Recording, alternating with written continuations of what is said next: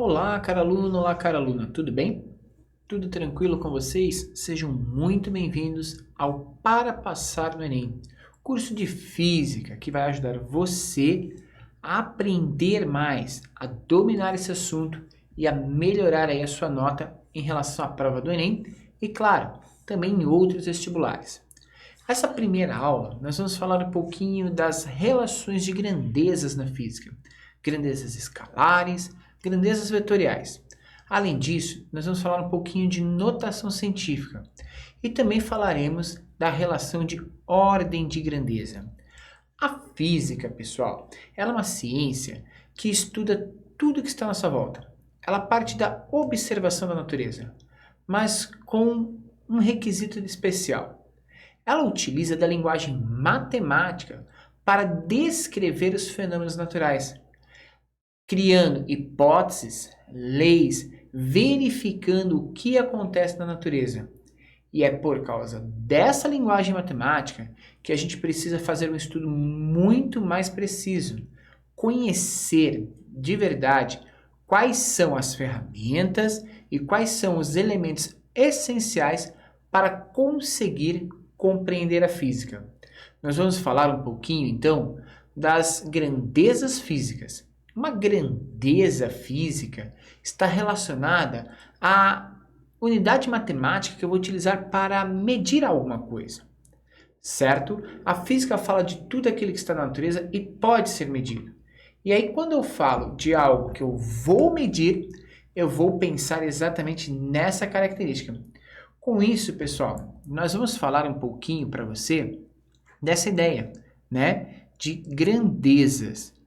Bom, quais são as grandezas físicas, professor? A gente tem duas grandezas físicas especiais. Quais? A gente tem as grandezas físicas, elas estão divididas em dois grupos. Deixa eu marcar aqui para você. Anote aí, hein? Anote comigo. Primeira grandeza física, pessoal. A primeira grandeza física que a gente tem, o primeiro grupo de grandezas físicas, são as grandezas escalares. Mas, Wagner, o que é uma grandeza escalar? Grandezas escalares são grandezas, né, que precisam apenas do valor numérico, ou seja, de um número para representar a sua grandeza, né? A sua ordem, o seu tamanho, a sua intensidade. Então, as grandezas escalares, elas só precisam de um valor numérico. Exemplo de uma grandeza escalar, Wagner, você tem? Tenho sim. Qual? Tempo. Tempo é uma grandeza escalar. Por quê? Porque se eu tenho tempo, gente, quanto tempo a gente tem de aula? 10 minutos? Legal. Então, esse valor já é absoluto. 10 minutos. Não tem 10 minutos norte, 10 minutos leste, 10 minutos para cima, 10 minutos para baixo. Não. A gente fala apenas 10 minutos. Então, tempo é uma grandeza que a gente vai chamar de grandeza escalar. Apenas um valor numérico. Aquelas grandezas de contagem também, né? Contar quantidade de coisas, são grandezas escalares, porque a quantidade de algo é habitual de forma numérica absoluta. Não tem, eu tenho 5 moedas à direita. Não, tenho 5 moedas, né? Não importa. Então, tudo que pode ser contado, né, a gente chama também de grandeza escalar. Então, se eu fosse, resumidamente, falar para você grandeza escalar, é aquilo que precisa apenas de um valor numérico absoluto, tá? Partindo de um valor numérico absoluto, grandezas escalares. Porém, nós teremos também o grupo das grandezas vetoriais. E aí, esse grupo é especial. Por quê? Porque as grandezas vetoriais, elas precisam de algo a mais. Elas precisam de alguns outros elementos para poder definir a medida. Então, olha só, alguns tipos, né, de medidas na física estão relacionadas a esse tipo de grandeza. Mas o que esse tipo de grandeza tem de especial, Wagner? As grandezas vetoriais, elas são definidas para entes físicos, para propriedades físicas de elementos que vão precisar de algo além do número para ser mensurado. Por exemplo, uma velocidade. Eu tenho um carro andando a 80 km por hora. Para onde ele está indo? Percebe que gera uma segunda pergunta? Para onde ele está indo? Eu tenho um carro andando 80 km por hora no corredor norte-sul. Ah, legal! Então eu tenho um carro 80 km por hora no corredor norte-sul. Mas ele está indo para o norte ou para o sul? Ah, tem mais uma pergunta. Então eu posso dizer para você o seguinte, completando esse sistema. Eu tenho um carro que está andando a 80 km por hora no corredor norte-sul, sentido sul. Caramba, eu tenho precisão, eu sei exatamente a intensidade, o valor da velocidade desse veículo, eu sei a direção, porque ele está no corredor norte-sul, e eu sei para onde ele está indo, o sentido do movimento dele. Isso representa grandeza vetorial. Então, se a gente pudesse definir para você a grandeza vetorial, as grandezas vetoriais, elas precisam de 3 elementos para completar a sua medida absoluta. Grandezas vetoriais. E quais são, gente, as medidas absolutas das grandezas vetoriais? Ah, Wagner, são algumas importantes, né? Então vamos lá. Primeira coisa, toda vez que eu falo de grandezas vetoriais, eu tenho que falar de módulo. O que é módulo? Os professores tanto falam de módulo da grandeza vetorial e eu nunca entendi. Módulo, gente, é a intensidade, é o tamanho do vetor. Está relacionado ao tamanho do vetor, tá? O que a gente pode falar que é o número que representa esse vetor. Número. Só isso, tá? Então, por exemplo, na velocidade, o módulo seria o valor numérico, 80. 80 km por hora, esse é o nosso módulo. A gente também pode ter a direção no sistema vetorial, né? Eu preciso passar para você qual que é a direção de um determinado movimento. E quando eu falo de direção, gente, eu estou falando de eixo. Eu estou falando do plano de orientação desse movimento. E quando eu exemplifico isso aqui para você, fica muito claro, né? Porque, por exemplo, quando eu dei o exemplo aí para vocês, né, do veículo, a gente falou que ele está 80 km por hora no corredor norte-sul. Essa é a direção, esse é o plano de orientação, esse é o eixo aonde ele está.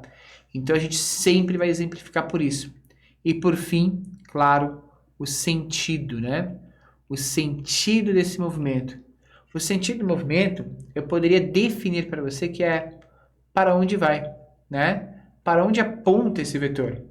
E se a gente souber exatamente para onde vai, para onde que ele está apontando, a gente tem noção aí do sentido de um vetor. Os vetores, eles são representados por uma seta, uma semirreta. E essa semirreta tem, né, uma cabecinha de seta aqui, que vai permitir para a gente observar algumas características. Então, vamos lá. Primeira coisa, o tamanho dessa seta aqui representa para mim o módulo, tá? Então, esse tamanho aqui é o módulo. Já esse plano onde está orientado esse vetor, essa reta por onde ele passa, né? A gente chama de direção. E essa cabecinha da seta aqui é para onde ele aponta, que a gente chama de sentido dessa grandeza vetorial. Importantíssimo. Eu preciso dominar esse assunto para conseguir trabalhar elementos relacionados a grandezas físicas. Então, recapitulando até agora, a gente disse que as grandezas físicas podem ser grandezas escalares, que só depende do valor numérico. Nós demos o exemplo do tempo, né? A gente poderia pegar também um exemplo de quantidade que a gente falou, complementar aqui quantidade, né? E aí a gente tem aí 2 possíveis exemplos para grandezas escalares. Só precisa do número. Agora, quando eu falo de grandezas vetoriais, aí eu preciso de módulo, direção e sentido desse sistema. E aí, quais são as grandezas vetoriais na física? Cara, grandezas vetoriais na física são várias, tá? Vou te falar algumas delas. Por exemplo, grandezas vetoriais. Vou marcar aqui quais seriam essas grandezas para a gente saber. Bom, as grandezas vetoriais, elas são, basicamente, a velocidade. Velocidade é uma grandeza vetorial. Se a velocidade é grandeza vetorial, A aceleração também é.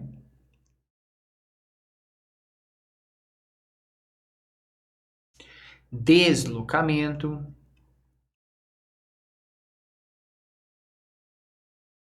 força,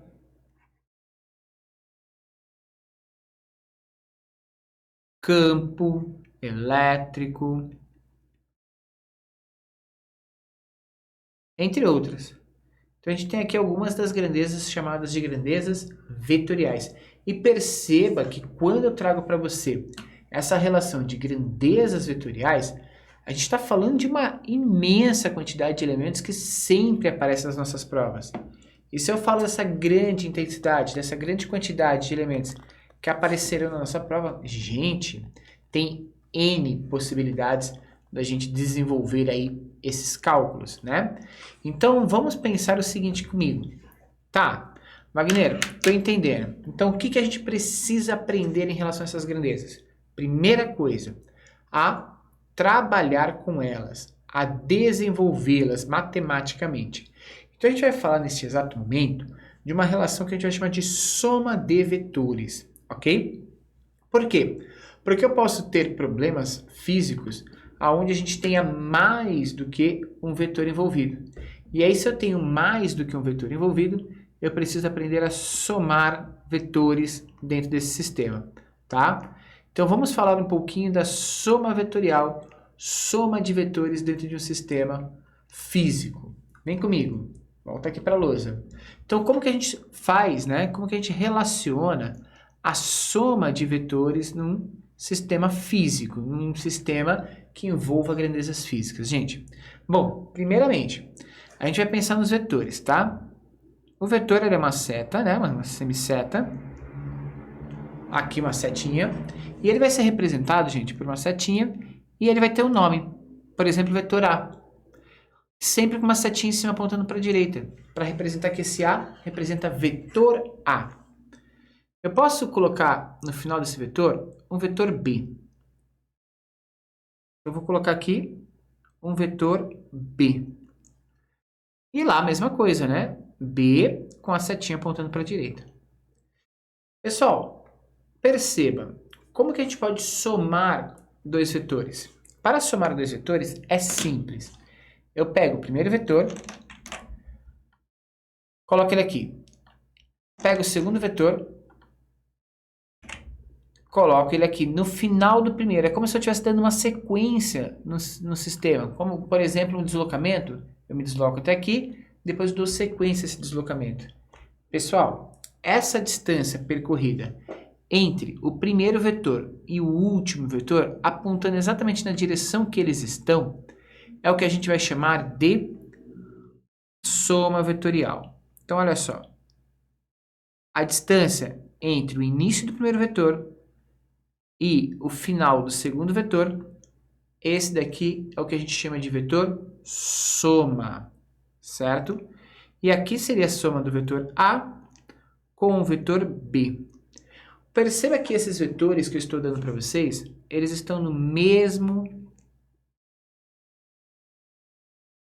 Vou colocar mesma direção, porque a gente sempre analisa a direção primeiro, então eles têm a mesma direção. E agora sim, mesmo sentido. Quando eu tenho dois vetores que estão na mesma direção e no mesmo sentido, a gente vai representar a soma vetorial da seguinte forma. Soma vetorial de dois vetores é um novo vetor, sempre. E aí a gente vai representar da seguinte forma.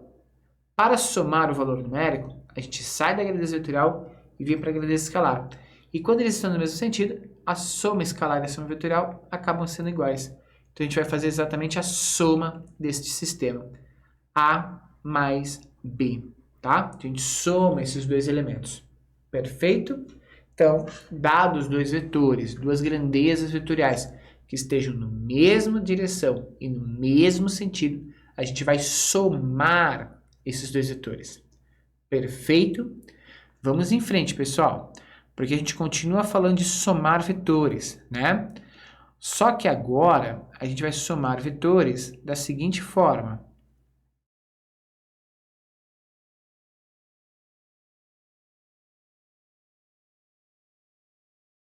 Para a gente somar vetores no segundo momento, a gente vai verificar esses vetores em mesma direção, porém em sentidos opostos. Então, eu vou fazer aqui, ó, vetor A, já volto ali para representar a setinha dele, vou fazer aqui voltando um vetor B, certo? Então, a gente tem aí dois vetores, vamos lá? Vetor A e vetor B.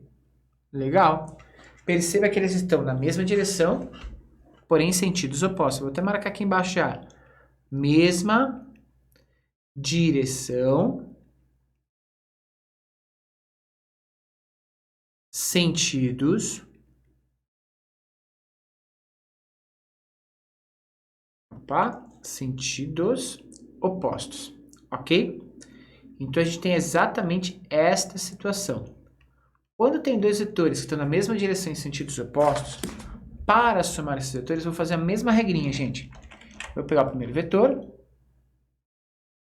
coloquei ele aqui, e no final do primeiro vetor, eu coloco o segundo vetor, tá? Deixa eu só copiar ele aqui inteiro, né? Aí, já veio aqui o vetor, e eu vou colocar esse aqui em cima, certo? Perceba que ao alocar o vetor verde em cima do vetor azul, sobrou um pequeno trecho aqui, ó, entre o início do primeiro e o final do segundo. Vai dar um vetor bem pequenininho, né? Esse vetor pequenininho que vai aparecer aqui é o nosso vetor soma. E ele vai manter a direção que está o vetor inicial. Ficou esse vetor pequenininho que está aparecendo aí bem pontinho para você aí na tela, certo? Esse é o nosso vetor soma. Como que a gente verifica esse vetor soma, Wagner? O início do primeiro até o final dele. No final dele eu coloco o início do segundo, retorno. E a distância entre o final do segundo e o início do primeiro é o vetor soma. Então, se a gente for representar matematicamente, o vetor soma do vetor A mais o vetor B, nesse caso, a gente vai fazer o quê? A soma vai ser o tamanho do A menos o tamanho do B. A gente adota um sentido como referência. A gente adota para quem está no sentido direito, por exemplo, positivo. Então, o vetor que está ao contrário, ele seria o vetor negativo. E aí, a soma de dois vetores que estão em sentidos opostos é representada exatamente pela subtração vetorial desses dois elementos, tá? Então, a gente já viu duas situações. Mesma direção e sentido, mesma direção, porém sentidos opostos. Tem mais? Tem sim, senhor. Tem sim, senhora. Vamos somar vetores.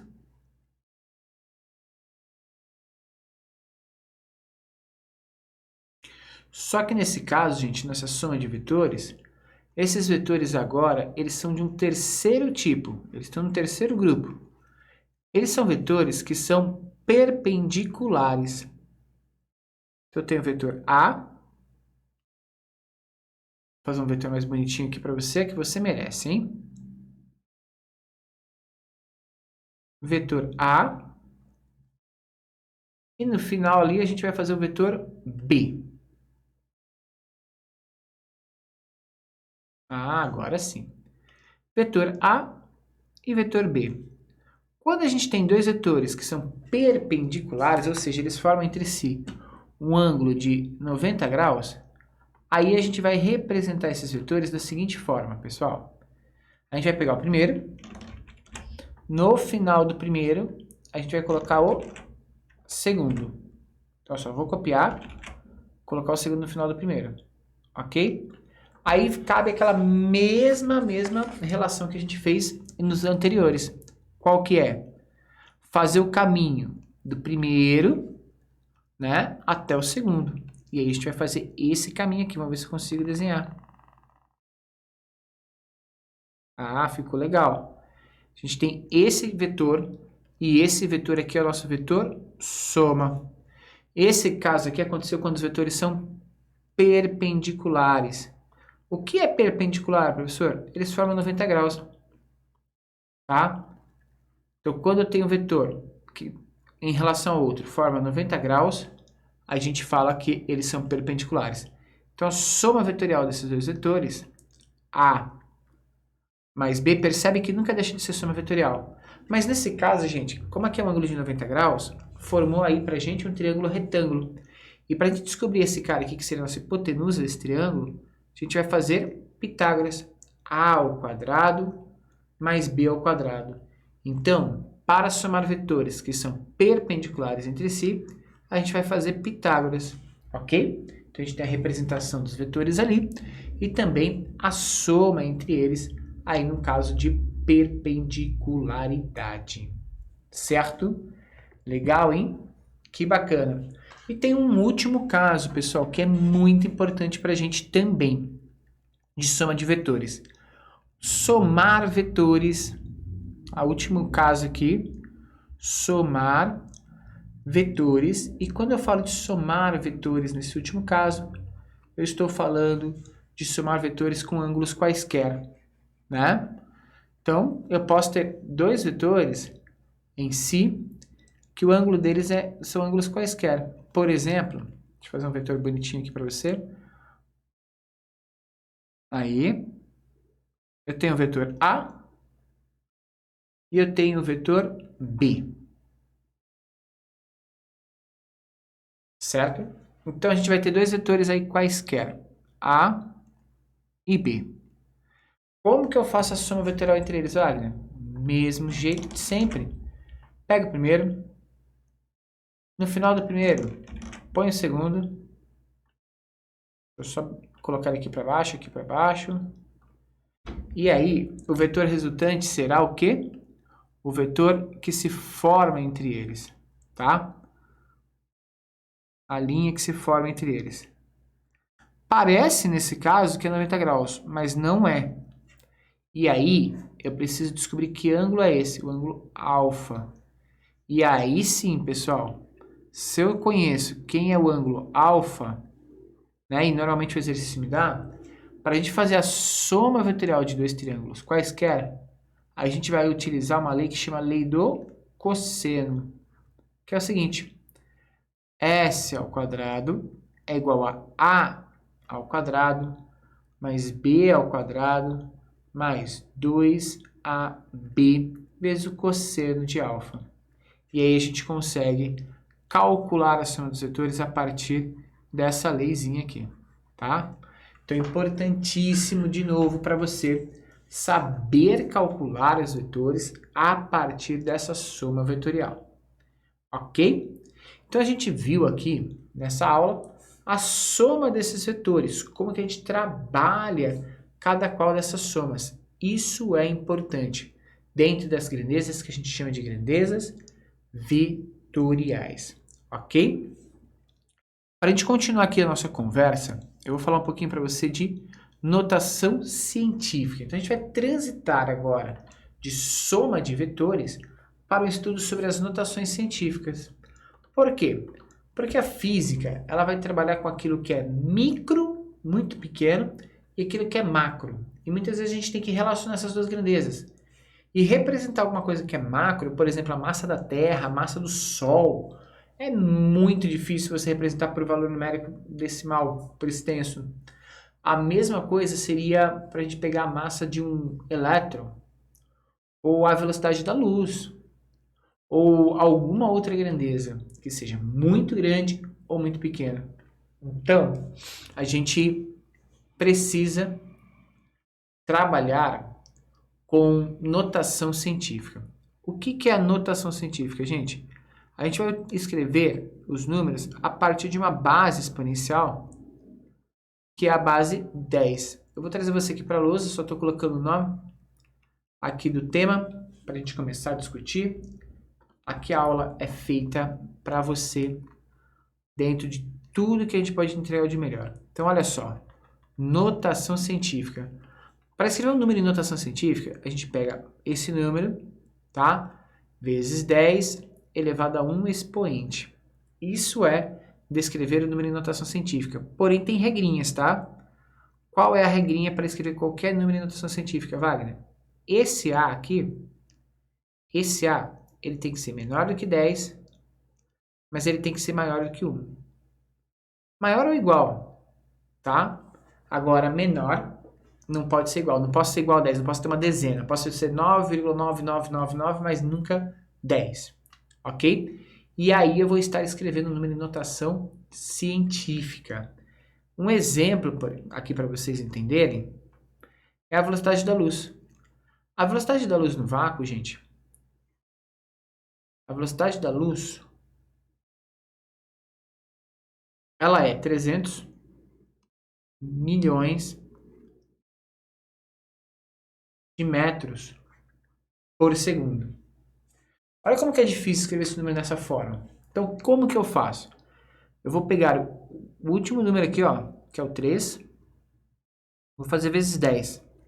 Eu vou ver quantas casas existem além desse 3. É 1, 2, 3, 4, 5, 6, 7, 8.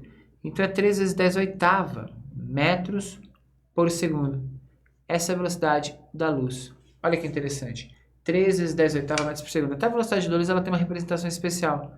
Ela é representada pela letra C. Você já deve ter visto ela por aí. Ok? Então a gente consegue mensurar de uma maneira muito simples aí, né, uma ordem de grandeza como essa. Tudo bem?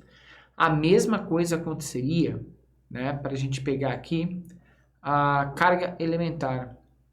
Carga elementar, que é a carga elétrica de um elétron, que é 0,1, 2, 3, 4, 5, 6, 7, 8, 9, 10, 11, 12. Calma aí, vamos lá, 12. Vamos contando. 13, 14, 15, 16, 17, 18, 19. Gente, essa é a carga de um elétron, dada em Coulomb. A gente escreve esse número como? Eu volto aqui, ó. Eu poderia escrever ele como 16 vezes 10 a menos 10, porque tem, né, menos 20, desculpa, porque tem 20 casas. Mas eu não posso deixar nunca, né, maior do que 10, ó. Isso aqui poderia ser escrito como 16 vezes 10. Por que 16, Wagner? Conta comigo. 1, 2, 3, 4, 5, 6, 7, 8, 9, 10, 11, 12, 13, 14, 15, 16, 17, 18, 19, 20. O 16 está na casa de 20. Só que depois da vírgula, então a gente vai colocar menos 20. Quando estou para o lado de lá da vírgula, potência negativa. Só que eu não posso deixar 16. O que eu faço? Eu volto uma casa. Quando eu volto uma casa, vai ficar 1,6 vezes 10 a menos 19. Por que 19? Porque eu voltei uma casa. Isso também dado em coulombs. E fica muito mais fácil da gente mensurar isso através desse sistema. Ok? Tranquilo?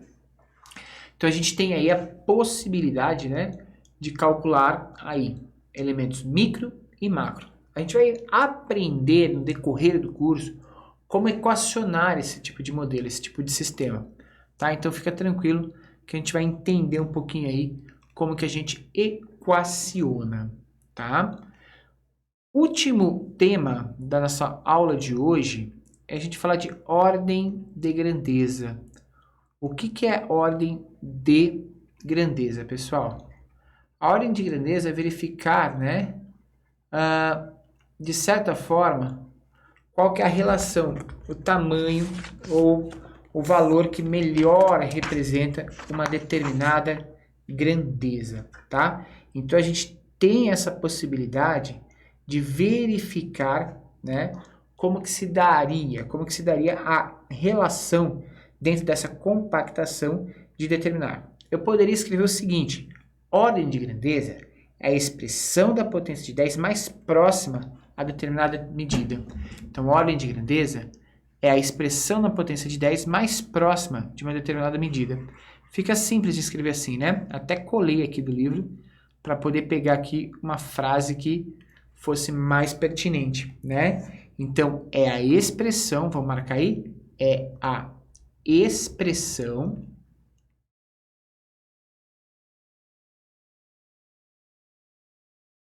da potência de 10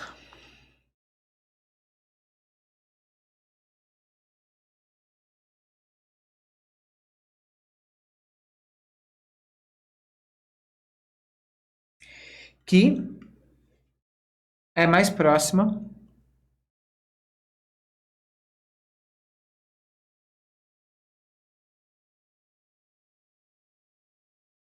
a determinada medida.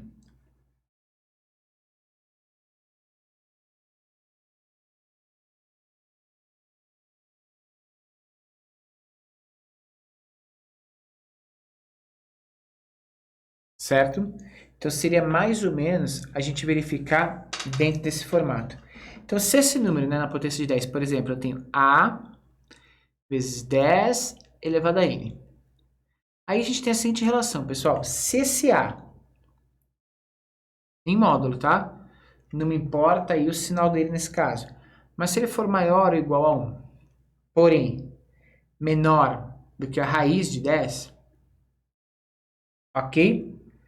A ordem de grandeza, então, será representada por 10 elevado a n, ou a esse valor de n mesmo que a gente tinha aqui. Agora, se esse a, gente, for qualquer número que é maior ou igual à raiz de 10, então a gente vai colocar aqui, esse número é representado por 10 elevado a n, mais 1. A gente sobe um valor na ordem de grandeza. Vamos para um exemplo? Que fica meio estranho isso aí, né? Como que seria isso, Wagner? Vamos pegar aqui, ó, exemplo. Se eu tivesse 2,5 vezes 10 a 7. Cara, 2,5 é um número que está aqui, ó. Que ele é maior, né? Do que 1, mas é menor que a raiz de 10. Porque se a gente fosse fazer raiz de 10, a raiz de 9 dá 3. Então, a raiz de 10 é um pouquinho maior do que 3, ok? Então, 2,5 está menor do que isso. Então, a ordem de grandeza aqui, a ordem de grandeza é 10 elevado a 7, ok? Agora, se eu tivesse o número 4 vezes 10 a 7, olha só, 4 é maior que a raiz de 10, porque se eu fizer 4 quadrado, vai dar a raiz de 16, vai dar 16, tá? Então, a gente tem maior que a raiz de 10. Como esse número é maior do que a raiz de 10, a ordem de grandeza desse número, como você entendeu,